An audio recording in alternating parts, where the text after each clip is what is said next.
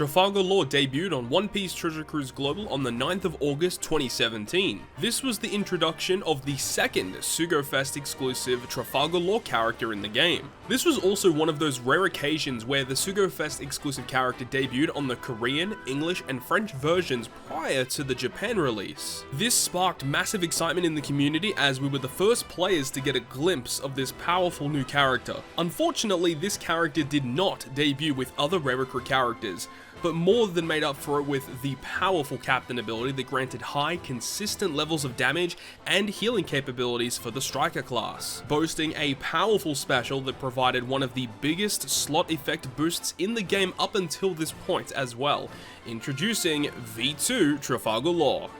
In this series, we'll be traveling back in time to experience some of the older Sugo-Fest exclusive characters in their prime, aiming to show just what it was like to use these characters on their debut. I hope you enjoy the video, and without further ado, let's enter the Legends of OPTC.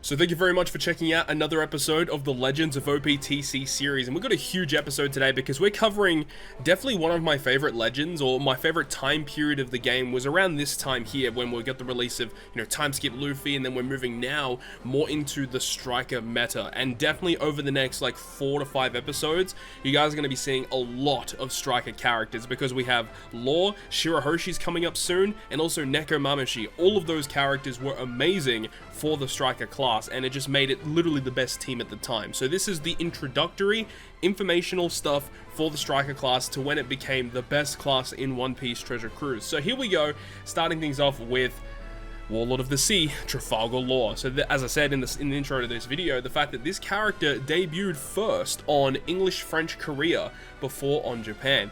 A huge celebration this one was, and a lot of people were excited for this guy. Unfortunately, I didn't pull him on the debut. I did pull him on the Shirahoshi's. No, I pulled him on the Neko Sugo-Fest actually. I'll probably attach that clip at the end of this clip here. But let's actually talk about what he actually does. So he's a quick striker slasher. So despite the fact he was a striker and a slasher, it would have been cool if he boosted both of them, but no, he's only boosting that striker class with a captain ability that would boost the attack of strikers by 3 times and recover 0.5 times his recovery at the end of each turn for every time you hit a perfect. In terms of captain abilities, it didn't really get much better than this at the time of release, because you had characters like Time Skip Luffy that could hit that 4 times boost to free spirit after using his special ability, and it was only for a certain amount of time. Then you had, Akainu, who, you could get that, nearly 4 times boost if you had a strength slot. So again, very situational. A 3 times captain ability that you could get literally all the time, unconditional 3 times attack boost, and you got healing mechanics on top of it.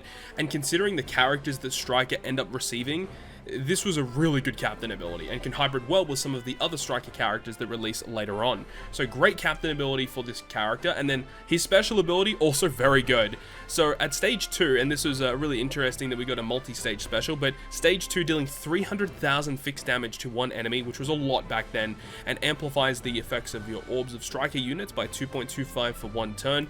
At this point, there weren't really many characters in the game that would give you a 2.25 boost for anything. This was really unheard of, and it was such a powerful boost, and why strikers were the best at the time. They just did so much damage. And then you have even his stage 1 providing a 1.75 times slot effect boost on a 10-turn cooldown.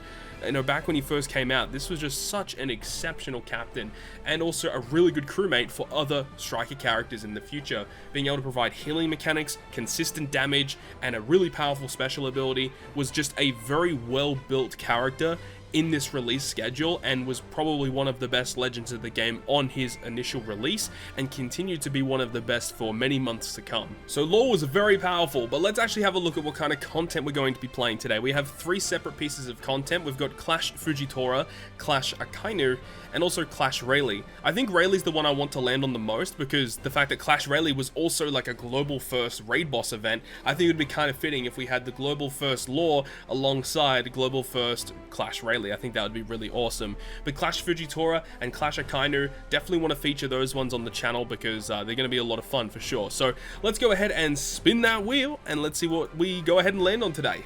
What's it going to be? Trafalgar Law versus Yeah, nice. Okay, we actually got Clash Rayleigh. That's the one I exactly wanted to land on. That is awesome. All right, really excited to prep the team for you guys in this video today, even though Clash Rayleigh was pretty difficult on initial release. So without further ado, let's jump into the team and into the video with Trafalgar Law.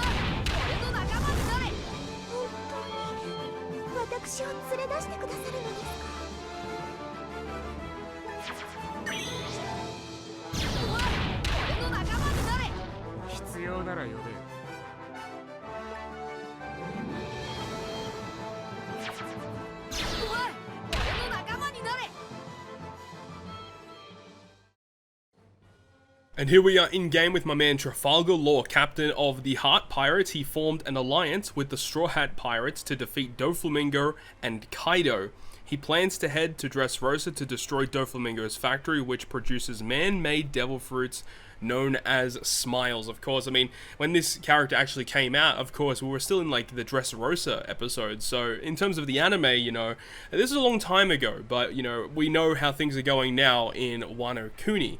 But let's go ahead and get into today's video. So with Wano Law, I do have him with 100 attack and 100 recovery because of his captain effect, allowing you to heal based off of his own recovery stat. So definitely worthwhile to give him that recovery candy. And this is exactly the type of character you would be having back in 2017. This is the team that we're bringing today. Now, the characters that you see here weren't actually released on the time of release of Trafalgar Law, but they are not far off, because next week's episode we're actually going to be showcasing Shirahoshi as a captain. And then below Shirahoshi we actually have the two Boa sisters in Marigold and Sandersonia, and those two characters are going to see a lot of play moving forward when we get to some really powerful characters.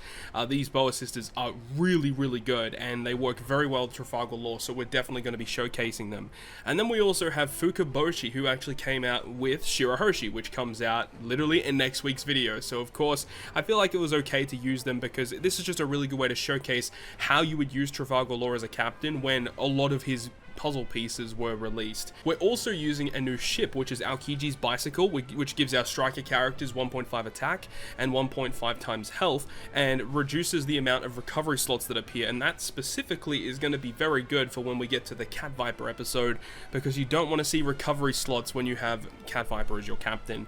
But I guess without further ado, guys, let's go ahead and jump into the content versus Clash Rayleigh. Shout out to TheLordShiro and my girl Karissa for bringing along their Trafalgar Laws, so we're going to go ahead and use one today. And Trafalgar Law, this is going to be a really fun one versus Rayleigh. And Clash Rayleigh was also a global first event that came out, so this is going to be very exciting, using a global first legend against a global first raid boss. So let's go ahead and jump straight into the video. Alright, so here we are, and you know, the big thing is stage 4 and stage 5. Those are where the two like main mini bosses are. Well, we have the main boss on stage 5, of course, but there is a mini boss on stage 4, which is actually Shanks. So we're gonna have to deal with that. Now, I don't actually remember the stages prior to this. I don't think we have to say use our specials on stages 1 to 3, but just in case we have to, I feel like we probably should stall appropriately. And you see here that we have a full board of rainbow slots as soon as we started the adventure, and that's a shout out to Shirahoshi, her crewmate effect allowing us to get that. I don't actually remember off of the top of my head when crewmate effects were introduced into the game. I think I may have to look that up and see like when that actually came out, because we may have to advertise that in one of the Legend of OPTC videos. But of course we do a little bit of damage there, but that's not too bad because we can hit a perfect with Trafalgar Law, and we actually get a bit of recovery back, which is really, really good. And it was definitely one of the better legends that had released up until this point in terms of recovery, because we have had recovery-based legends in the past, but the thing about them is they're usually really weak. Whereas Trafalgar Law, of course, he doesn't provide as much recovery as a Shirahoshi or a Corazon, for example, but he still provides a really nice healing ability, as well as giving you consistent 3 times attack damage. It's just really, really good. So in this stage here, I'm going to kill the crab and the 2 guys on a 1-turn cooldown. That sounds pretty good to me. And this guy is a Dex character. Dead. And then we can kill this guy here, who's on a now 1-turn cooldown. This has been pretty good so far, like nothing really too crazy. Didn't want to do that. I didn't realize we were doing so much damage there. I guess that's what happens when you have type advantage. This lobster actually doesn't have that much HP. He's only got, what, like 10, 11, 12 HP? That's actually kind of crazy. Cooldown's looking pretty good though. I'm not really too phased about that. Also, I don't... Actually, you know, getting stage 2 Shirahoshi would be pretty useful. Okay, stage 3 is really good. This is another stall stage. That's really, really good. So, we're going to kill the one guy on the 1-turn cooldown, and then kind of just stall on the turtle, I suppose? Man, this guy shows a lot of health. What the hell? Okay. Had to use all of our slots there, unfortunately. But that's okay. Let's attack. I guess we could do... Actually, no. This guy has, like, a lot of health. We'll just do a 1-tap. The turtle's going to hit us. That's not too bad. We can take turtle damage all day, every day. And look, even though we have a 1.5 times health boost with the ship, we actually don't have that much health at all. Like, that just goes to show that characters back in the day, their stats were a lot lower. And obviously, HP boosting captains were not as common either. Like, basically, nearly every legend that comes out, it seems like at this point, has a health boost of some capacity. So, what are we going to do here? I think we'll kill this guy now. Dead. Shirahoshi still is not ready yet. We'll do a 1-tap. Oh wow, this turtle does not have a lot of health. But that's good though, because the Shirahoshi is now on a 2-turn cooldown, meaning that when we move on to the next room, she will be ready to go. Okay, so stage 4, this is where the Shanks mini-boss is. Now, I don't remember exactly what went on with this stage, but I know that, like, I remember that he had, like, huge defense. Like, the defense was super annoying. But I know that it was not... like unkillable. It's just a relatively high base defense, but it's not like you need defense up removal for it.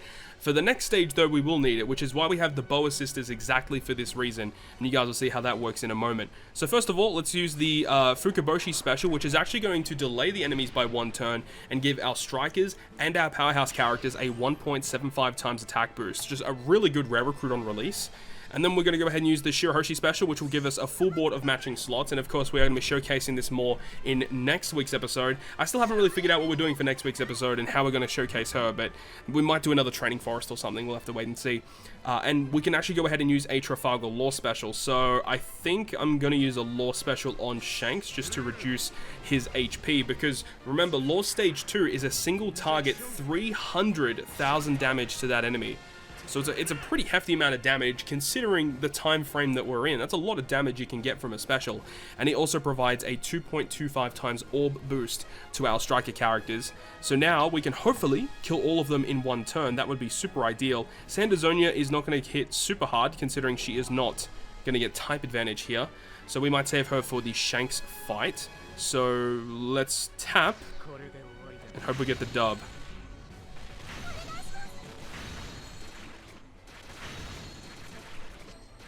Nice! Wow, we actually saved a slot, a rainbow slot on Shanks. So yeah, that was really good. That was incredible.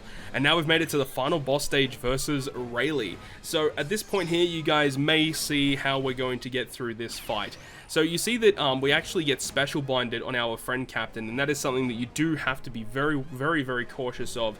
Is when this first came out, it was really annoying. So for people who didn't have a very good character box, it was actually pretty difficult to get through, considering you may have had to rely on a friend captain to get you through. But if you wanted to save that special ability for the final stage, you literally couldn't do it. You had to go ahead and use the special on stage 4, which, you know, may be a good or a bad thing. And then you can save the rest of your specials here. So he doesn't actually have like a lot going on. He does have defense up, but this is where the boa sisters come through. So with Sandersonia, she's going to go ahead and change all of our slots into Dex. She gives our striker and our powerhouse characters an attack boost and reduces the enemy's defense. I believe it's an 80 or 70% reduction. I don't think it's a 100% chance. of reduction. Yeah, it says drastically reduce all enemies' defense. So they do still have a bit of that blue shield actually valid. And now we're going to use the Marigold special, which changes these dex and quick slots into matching, and also gives us a conditional boost against defense down enemies, which is absolutely perfect. And actually we get a bit of damage reduction there, which doesn't really matter. And now we get Trafalgar Law, which, I mean, we could use it on Rayleigh, but I think it's perfectly fine if we just kill one of these mobs here, and I think that's going to work very, very well. So Trafalgar Law, once again, 300k, and a 2.25 times orb boost. So now I've got attack boost, orb boost, and a conditional boost. So this is where we're getting to the period now of One Piece Treasure Cruise where conditional boosts were becoming way more common, and they were incredibly useful to have. So at this point, we should be about good to go, and hopefully take down Rayleigh. Let's get it.